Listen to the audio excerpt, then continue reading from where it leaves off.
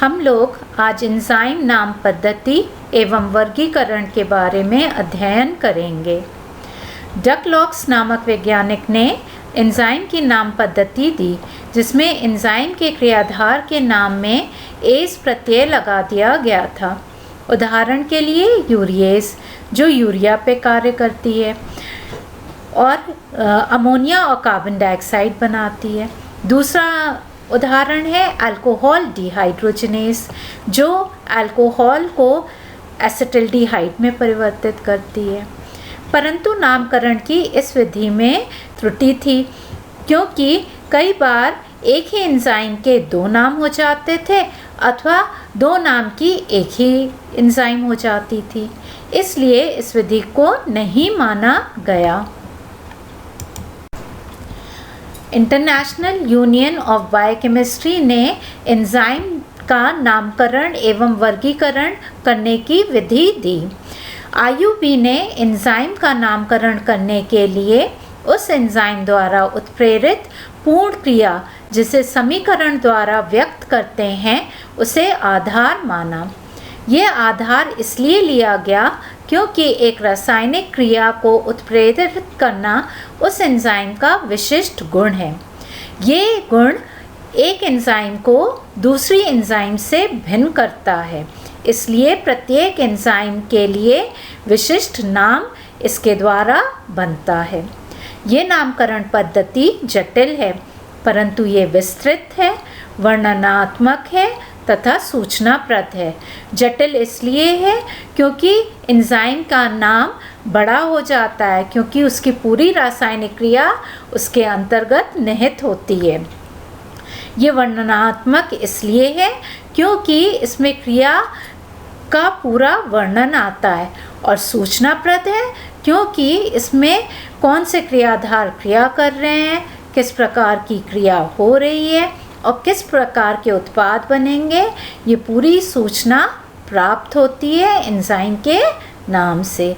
इसलिए इस वर्गीकरण और नामकरण विधि को मान्य माना गया। प्रत्येक एंजाइम को उनके वर्गीकरण के आधार पर एक कूट संख्या दी, जिसका उपयोग उपसर्ग EC लगाकर करते हैं।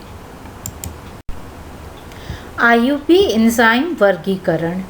प्रत्येक एंजाइम संख्या में 4 तत्व होते हैं जो बिंदुओं द्वारा पृथक किए जाते हैं, और ये तत्व निम्नलिखित सिद्धांतों पर आधारित हैं।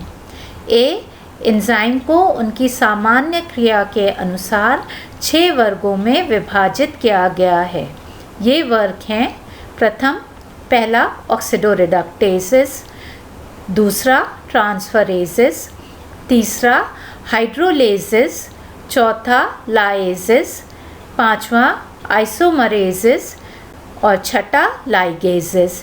ये क्रम हमेशा इसी तरह से रहता है और हर क्लास की वही एंजाइम होती है। दूसरा तत्व B है। प्रत्येक वर्ग को कई उपवर्ग में इस आधार पर विभाजित किया है कि वह किस आबंध को विघटित करते हैं अथवा जोड़ते हैं, किस रासायनिक समूह को पृथक करते हैं अथवा स्थानांतरित करते हैं, इत्यादि। तीसरा तत्व C, ये उपवर्ग के बारे में बताता है। उपवर्ग और विस्तार से उपवर्ग के बारे में बताता है कि किस प्रकार की क्रिया हो रही है। और चतुर्थ तत्व D, ये प्रत्येक एंजाइम की क्रम संख्या है जो उसके उपवर्ग में है।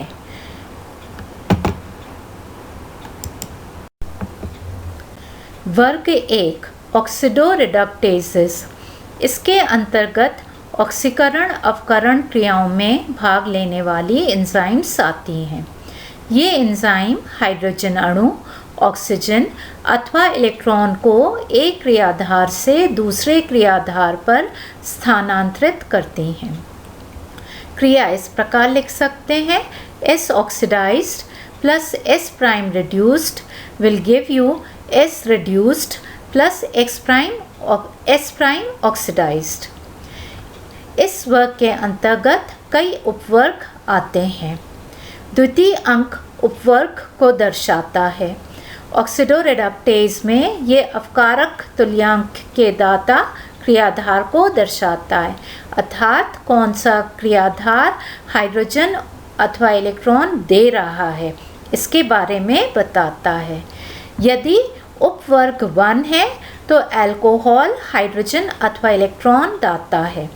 यदि उपवर्ग 2 है तो एल्डिहाइड अथवा कीटोन समूह इलेक्ट्रॉन या हाइड्रोजन दाता है।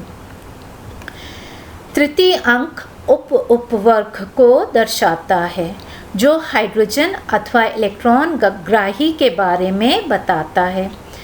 उपवर्ग हाइड्रोजन अथवा इलेक्ट्रॉन ग्राही के बारे में बताता है, अर्थात कौन क्रियाधार हाइड्रोजन अथवा इलेक्ट्रॉन ले रहा है इसके बारे में पता चलता है।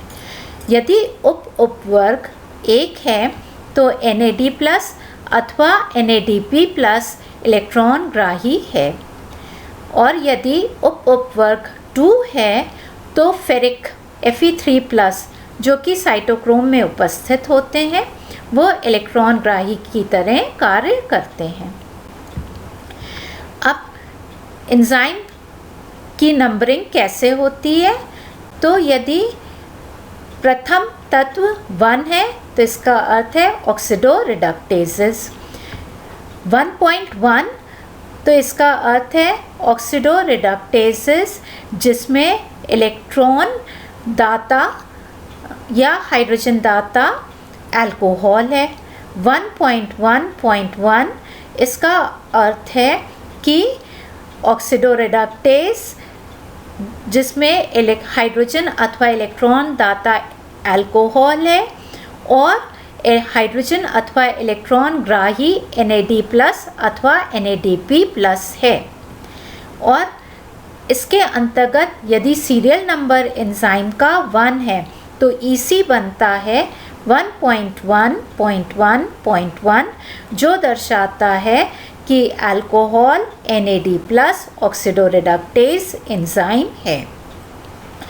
एंजाइम का नाम इस आधार पर रखा जाता है, दाता ग्राही ऑक्सीडोरेडक्टेज। वर्ग 2 ट्रांसफरेज। इसके अंतर्गत स्थानांतरण क्रियाओं में भाग लेने वाली एंजाइम आती हैं। उदाहरण के लिए अमीनो ट्रांसफरेजेस। ये एंजाइम्स अमीनो समूह का स्थानांतरण एक क्रियाधार से दूसरे क्रियाधार पर करती हैं। सामान्य क्रिया इस प्रकार से लिख सकते हैं: AX + B will give you A + BX। ये एंजाइम X समूह को एक क्रियाधार से दूसरे क्रियाधार पर स्थानांतरित कर रही है। द्वितीय अंक अर्थात उपवर्ग ये बताता है कि कौन सा समूह स्थानांतरित हो रहा है। यदि उपवर्ग 1 है तो एकल कार्बन समूह स्थानांतरित हो रहा है। यदि उपवर्ग 2 है तो एल्डिहाइड अथवा कीटोन समूह स्थानांतरित हो रहा है। उपवर्ग और विस्तार से उपवर्ग के बारे में बताता है, अर्थात यदि उपवर्ग 1 है तो एकल कार्बन समूह स्थानांतरित हो रहा है। एकल कार्बन समूह कई प्रकार के हो सकते हैं: मिथाइल, हाइड्रोक्सी मिथाइल, फॉर्माइल, मेथिनिल। तो इसके बारे में कौन सा एकल कार्बन समूह है ये उपवर्ग बताता है। उदाहरण के लिए EC 2.1.1 एंजाइम है मेथिल ट्रांसफरेज, अर्थात मिथाइल समूह का स्थानांतरण हो रहा है। दूसरा उदाहरण EC 2.1.2 एंजाइम है हाइड्रोक्सी मेथिल ट्रांसफरेज। यहाँ पे हाइड्रोक्सी मेथाइल समूह का स्थानांतरण हो रहा है। विशिष्ट उदाहरण है EC 2.7.1.2 एंजाइम का नाम है ATP डी हेक्सोस 6 फॉस्फोट्रांसफरेज। सामान्य नाम है हेक्सोकाइनेज। ये निम्नलिखित क्रिया को उत्प्रेरित करती है। ATP plus D hexose. उत्पाद जो प्राप्त होंगे वो हैं ADP plus D hexose 6 phosphate.